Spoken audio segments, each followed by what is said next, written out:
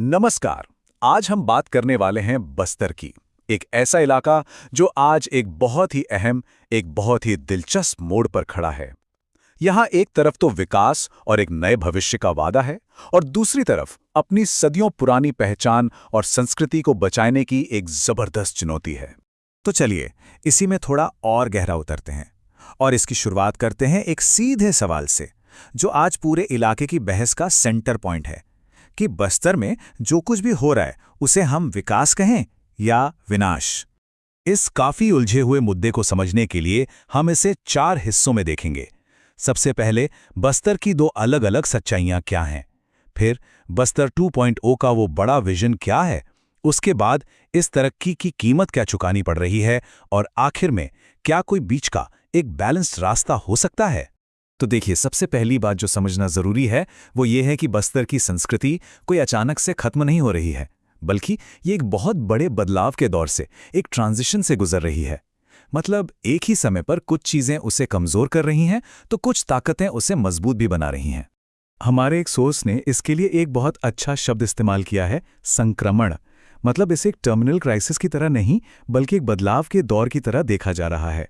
इसका मतलब यह है कि हाँ, संस्कृति का जो ओरिजिनल रूप है वो बदल तो रहा है, लेकिन उसमें और भी ज्यादा मजबूत होकर उभरने की पूरी संभावना है।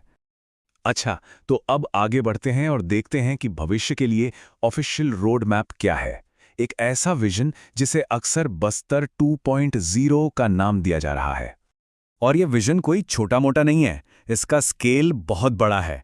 रिपोर्ट्स की माने तो इस पूरे इलाके के लिए लगभग 52,000 करोड़ रुपए के प्रोजेक्ट्स प्लान किए गए हैं। और ये जो इतना बड़ा इन्वेस्टमेंट है वो अब जमीन पर दिखने भी लगा है। दूर दराज के गांवों को जोड़ने के लिए सड़कें और पुल बन रहे हैं, ज्यादा स्कूल और हॉस्टल खुल रहे हैं, मोबाइल मेडिकल यूनिट्स से हेल्थ केयर बेहतर हो रहा है। और इसका एक और मकसद है, देश भर में बस्तर की एक नई पॉजिटिव इमेज बनाना। और ये जो स्ट्रैटेजी है उसका एक बहुत बढ़िया उदाहरण है बस्तर हेरिटेज मैराथन। सोचिए, 9,800 से ज्यादा रनर्स ने इसमें हिस्सा लिया। इस तरह के इवेंट्स बस्तर की जो पुरानी कहानी है, जो संघर्ष की कहानी है, उसे बदलकर अवसर की कहानी में तब्दील कर रहे हैं। लेकिन जैसा कि हर कहानी के 2 पहलू होते हैं, तरक्की की इस दौड़ के कुछ बड़े खतरे भी हैं। और ये खतरे सीधे सीधे बस्तर की पहचान और उसके पर्यावरण की नींव पर हमला कर रहे हैं। अब ये जो स्लाइड है ये वाकई में बहुत दिलचस्प है। ये दिखाती है कि संस्कृति पर खतरा एक तरफ से नहीं बल्कि कई तरफ से आ रहा है। जैसे युवा शहरों की तरफ जा रहे हैं तो उनकी भाषा, उनकी परंपराएं पीछे छूट रही हैं। और जो पवित्र कला थी अब वो सिर्फ बाजार के लिए बन रही है, जिससे उसका आध्यात्मिक मतलब खत्म होता जा रहा है। और बात सिर्फ संस्कृति की नहीं है, पर्यावरण को जो नुकसान हो रहा है वो भी उतना ही सीरियस है। बड़े पैमाने पर माइनिंग हो रही है, पेड़ कट रहे हैं, और इसका सीधा असर उन जंगलों पर पड़ रहा है जो यहाँ के जीवन का, यहाँ की आत्मा का केंद्र हैं। और एक बहुत ही पावरफुल बात कही गई है कि बस्तर में जंगल सिर्फ पेड़ नहीं है, बल्कि जीवन, संस्कृति और पहचान है।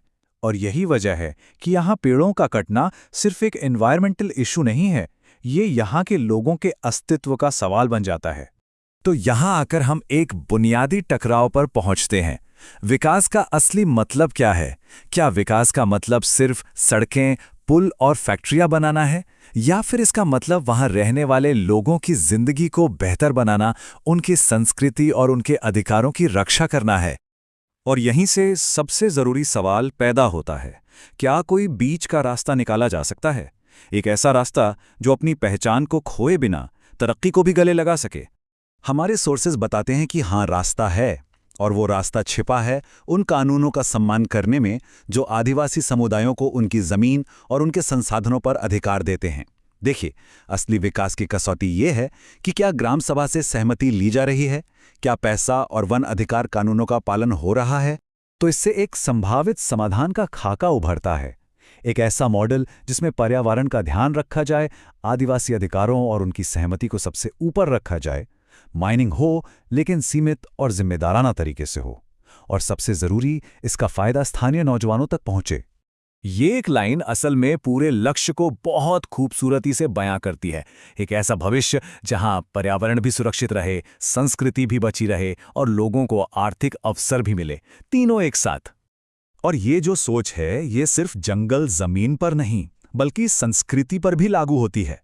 यानी जो समृद्ध विरासत है उसे तो बचाकर रखना ही है, लेकिन साथ ही समाज को पीछे खींचने वाली जो प्रथाएं हैं, जैसे कि जरूरत से ज्यादा नशा या अंधविश्वास, उनमें भी सुधार हो। तो हम इस चर्चा को इसी एक सवाल के साथ खत्म करते हैं। बस्तर आज एक चौराहे पर खड़ा है, उसका भविष्य अभी लिखा नहीं गया है।